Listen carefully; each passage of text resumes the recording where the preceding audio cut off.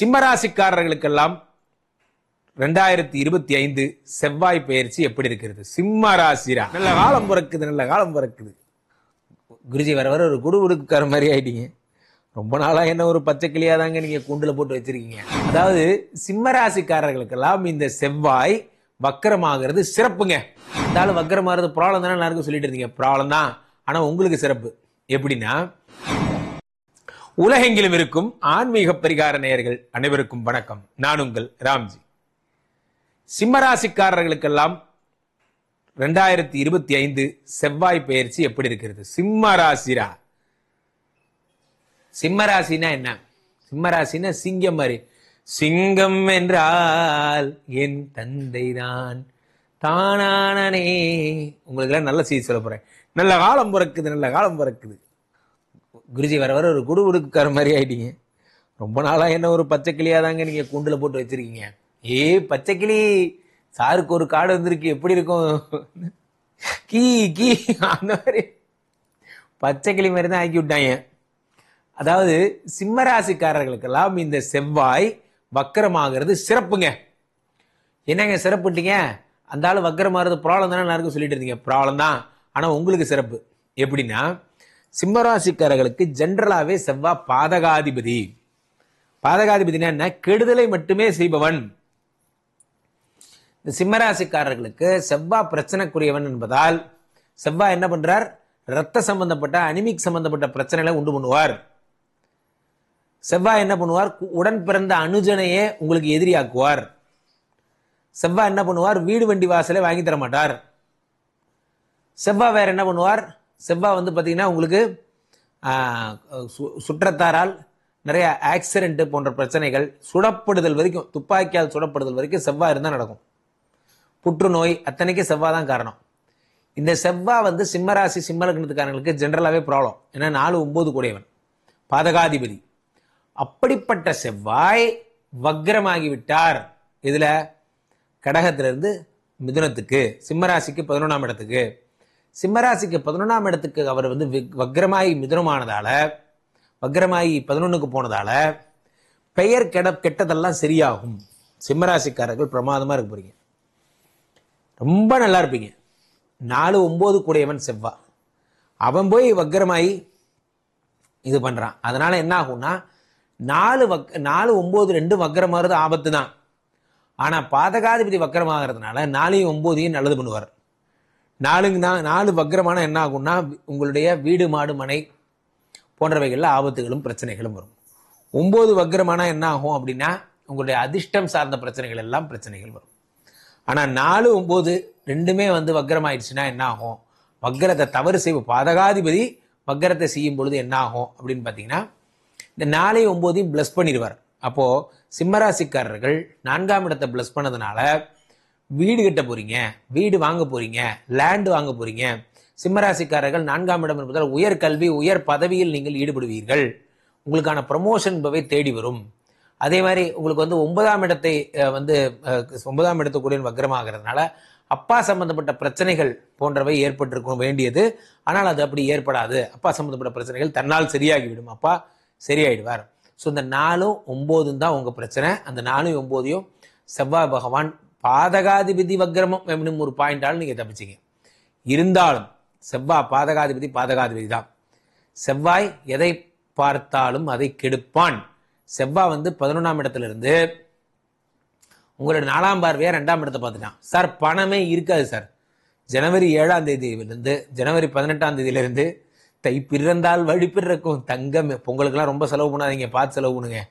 பொங்கலுக்கு அப்புறம் உங்களுக்கு அடுத்து எப்போ ஏப்ரல் 7ஆம் தேதி வரைக்கும் பைசா நை மாலும்.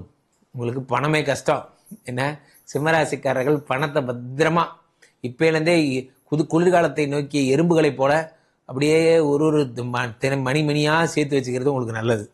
அல்லது அந்த அப்படி ஒரு வரப்போகுதுன்னு தெரியுது, அந்த சுனாமியை நம்ம எப்படி எதிர்கொள்ள போறோங்கிற லாங் டேர்ம் விஷன் உங்களுக்கு இப்பயே இருக்கணும். அதெல்லாம் பார்த்துங்க.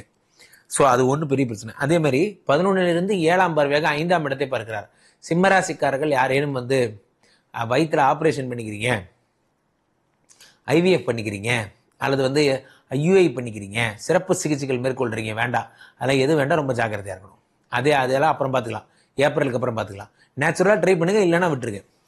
அடுத்து சிம்மராசிக்காரர்கள் அடுத்து 8ஆம் பார்வையாக எதை வந்து செவ்வாய் பார்க்கிறதால் பாதிக்கப்படுறீங்கன்னா உங்களுடைய 6ஆம் இடம். 6ஆம் இடம் என்பது ரண ருண ரோக சத்ருக்கள், உங்களுடைய எதிரிகள் போன்றவர்கள் உருவாவார்கள். அவர்களால் தான் நிறைய பிரச்சனைகள் வரும். உங்களுக்குள்ள இருக்கிற சொந்தங்களே உங்களுக்குள்ள எதிரி ஆவார்கள். எதிரி ஆகிறதுனால என்ன ஆகும்னா உங்களுடைய பிரியா நட்புகள் எல்லாம் உங்களை விட்டு போயிடும்.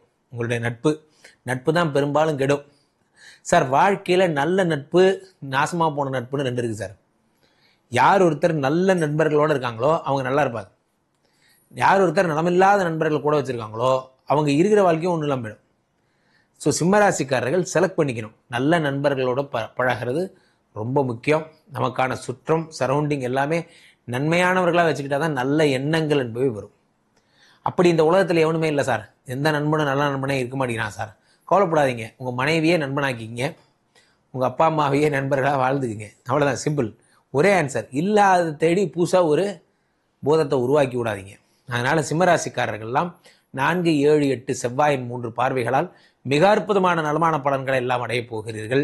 பாதகாதிபதி செவ்வாய் மறைந்திருப்பதே உங்களுக்கு ஒரு வக்ரமாயிருப்பதே ஒரு மிகப்பெரிய சந்தோஷம். இரத்த நாளங்களில், இரத்த ஓட்டங்களில், இரத்த குழாய்களில் அடைப்பு, அதே மாதிரி ரத்தம் சம்பந்தப்பட்ட விஷயங்கள்ல உயிரணு குறைவு, பிபி சுகர் இருக்கிறவங்களுக்குலாம் ஒண்ணுமே வராது. சிம்மராசிக்காரங்களுக்கு இந்த 4 மாசமும் ஜம்ப் பண்ணி ஓடி மராத்தான்லாம் ஓடிட்டு வருவீங்க. பிபி ஏன்னா ரத்தம் சார்ந்த வியாதி தான் பிபி சுகர்லாம் போன்ற அந்த மாதிரியான ரத்தம் சம்பந்தப்பட்ட எந்த பிரச்சனைகளுமே வராது. அதே ஆனால் உயர்கல்வி உயர் பதவி அப்ளை பண்ணியிருக்கேன் சார், அமெரிக்கா போகலான் இருக்கேன், ஆப்பிரிக்கா போகலான் இருக்கேன், விசா வரல, வேணாம் சார், இப்போ இந்த 1 மாதம் இந்த ஏப்ரல் வரைக்கும் வேண்டாம். அதே மாதிரி சார் எனக்கு ப்ரொமோஷன் பேசிக்கிறாங்க சார், வேணாம் சார். சில பேர் ப்ரொமோஷன் சும்மா பேசிப்பாங்க. பேசினதை நம்பியே என்ன பண்ணுறது, வர்றவன் முறைலாம் உங்களுக்குறது பார்த்தீங்கன்னா தெரியும்ல அடுத்து நாங்கள் தான் அப்படிங்கிறது. இப்படி சொல்லியே மேனேஜருக்கு அதில் விழுந்து நான் ஒன்றும் ப்ரொமோஷனே உனக்கு சொல்லலை, அதுக்குள்ளேயே 4 பேரை உங்களுக்கு ஆரம்பிச்சிட்டேன், உண்மையிலேயே உனக்கு போஸ்டிங் கொடுத்தா நீ என்னென்ன பண்ணுவேன் அப்படின்னு சொல்லி விட்டுருவார். அதனால் ப்ரொமோஷன்னா கூட அமைதியாக இருக்கு. இந்த காலத்துலலாம் பார்த்தீங்கன்னா எது ஒரு செயலை நடக்கிறதுக்கு முன்னாடி எது சொன்னாலும் அது நடக்காமல் போயிடும். அது நான் அனுபவத்தில் கண்ட உண்மை. நீங்களும் அதை ஃபாலோ பண்ணுங்கள். எந்த ஒரு செயலை சொன்னாலும் செய்தாலும் அதை சொல்லாதீர்கள். சொல்லும் பொழுது தான் அது என்ன ஆகுது, அது நடக்காமல் போயிடுது. ஒரு சொல் வெல்லும், ஒரு சொல் கொல்லும்பாங்க. இந்த மாதிரி சிம்மராசிக்காரர்கள் சிம்ம லக்னத்துக்காரங்களாம் ரொம்ப ஜாக்கிரதையாக இருக்க வேண்டிய விஷயம். 4, 9 அம்மாவோட உடல்நிலையில் கடுமையான ஆபத்து ஏற்படும். எப்போ இந்த நவம்பர் இந்த ஜனவரி 17ஆம் தேதிக்கு அப்புறம் அம்மாவுக்கு ரொம்ப செவ்வாங்கிறதுனால கேன்சர் சம்பந்தப்பட்ட விஷயங்கள் அல்லது வேற ஏதாவது உடம்புல பரவக்கூடிய தொற்று நோய்கள் போன்றவை எல்லாம் இருந்தால் அதெல்லாம் வரும். அம்மா சம்பந்தப்பட்ட விஷயங்களை ரொம்ப ஜாக்கிரதையாக இருக்கணும் சிம்மராசிக்காரர்கள். அதே மாதிரி 4ங்கிறது என்ன அப்படின்னா கற்பு. யாரு கூடயும் தேவையில்லாத சேட்டைகளில் ஈடுபடக்கூடாது. யாரு கூட லவ் பண்ணுறீங்க அல்லது இப்போ பொண்டாட்டியை தாண்டி இன்னொரு பொண்ணுக்கு எதுக்கு மெசேஜ்ன்றேன், பொண்டாட்டியை தாண்டி ஒரு பொண்ணுக்கு எதுக்கு மெசேஜ், ஃபோனு கிளாரிட்டியாக இருக்கணும், ஃபோனை கேட்டால் கொடுக்கணும், தைரியமாக வச்சுருக்கேன். சில பேர்லாம் பார்த்தீங்கன்னா ஃபோனை ஃபோனுலேயே தான் கொடுத்தனமே நடத்துகிறான். ஸோ அதெல்லாம் விட்டுருங்க. அதனால் நீங்கள் எது பண்ணாலும் இந்த உலகம் உங்களை உத்து பார்த்து நீங்கள் எடுத்துக்காட்டாக இருந்திருப்பீர்கள். சிம்மராசிக்காரர்களே உங்களுக்கு முன்னாடி ஒருவர் எடுத்துக்காட்டி விட்டார். அதனால் முக்கியமாக ரொம்ப ஜாக்கிரதையாக இருங்க. சிம்மராசிக்காரர்கள்லாம் சிஷ்ய பிள்ளைங்கள்ட்ட ஜாக்கிரதையாக இருங்க. அதெல்லாம் உங்களை எடுத்து காட்டி விடுவார்கள். சும்மா ஒரு சாமியார்கிட்ட போய் கேட்குறீங்க உங்கள் வாழ்க்கை எவ்வளோ தூரம், என் சிஷ்யம் போட்டு கொடுக்காத வரைக்கும் என் வாழ்க்கை. ஒவ்வொருத்தருக்கு வாழ்க்கை ஒவ்வொரு மாதிரி சார். ஒரு அட்வொகேட்டை போய் பார்க்குறீங்க, வாழ்க்கை கேஸ் முடிஞ்சால் சக்ஸஸ், இல்லைன்னா அவ்வளோதான். ஒவ்வொருத்தரும் வாழ்க்கையை எப்படி எடுத்துக்கிறாங்க பாருங்கள். ஒரு டாக்டர்கிட்ட போய் வாழ்க்கை என்ன, டாக்டர் அவர் சொல்லுவார் பிறப்பும் இறப்பும் நம் கையில் இல்லை, உடலை சார்ந்தது எல்லாம், இப்படி உடம்பு ரீதியாகவே திங்க் பண்ணுவாங்க. ஒரு தத்துவ ஞானிகிட்ட போய் வாழ்க்கை என்ன, வாழ்க்கைனா என்ன, இகத்திற்கும் புறத்திற்கும் நடுவில் இருக்கும் விளையாட்டு. வாழ்க்கையை ஒவ்வொரு லூஸும் ஒவ்வொரு மாதிரி புரிஞ்சு வச்சிருக்குங்கிறது உங்களுக்கு புரியுதா? வாழ்க்கை அது பாட்டுக்கு ஒரு கார், ஒரு இருட்டில் ஒரு கார் டிராவல் ஆகி போயிட்டே இருக்கு. கண்ணதாசன் எழுதுவார், வாழ்க்கை ஒரு கார், அது போயிட்டு இருக்கு.